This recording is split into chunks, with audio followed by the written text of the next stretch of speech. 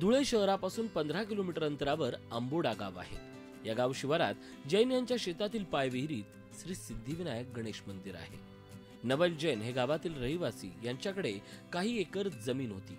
त्यांनी या शेतासाठी विहीर खोदण्याचा निर्णय घेतला। विहीर खोदताना जैन यांना भगवान गणेशाची स्वयंभू मूर्ती सापडली। सिद्धिविनायकाची मर्जी झाली असतानाही जैन यांनी मात्र गणपतीच्या मूर्तीकडे दुर्लक्ष केलं।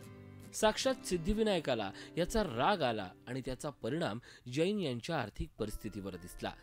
शेवटी जैन यांच्या तिसऱ्या पिढीनं भगवान सिद्धिविनायकाची मनोभावे विहिरीत स्थापना केली आणि तिथंच हे मंदिर उभं राहिलं।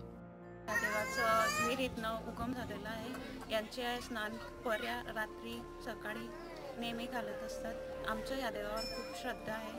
आम्ही गेल्या 2 वर्षापासून या मंदिरात दर चतुर्थीला परिवारासह दर्शनासाठी येतो। हे मोठं मंदिर व्हावं अशी मनापासून इच्छा आहे। आम्ही ते दर मंगळवारी येत असतो।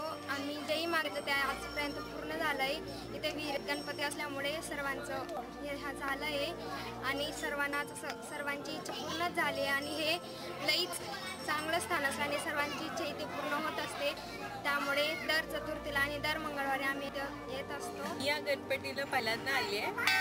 असं ऐकलंय की हा गणपती विहिरीतून याचं उगमस्थान झालेलं आहे। इथल्या जलपऱ्या गणपतीला इथे स्नान घालायच्या। ज्याप्रमाणे मुंबई प्रभादेवीचं मंदिर आहे त्याचप्रमाणे हे मंदिर आहे।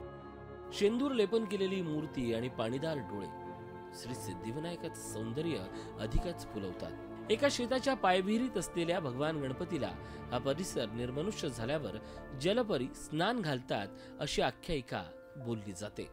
पहाटे गणेशाच्या आंघोळीमुळे निर्माण झालेला आंघोळीचा आवाज अनेक भक्तांनी ऐकलाही आहे।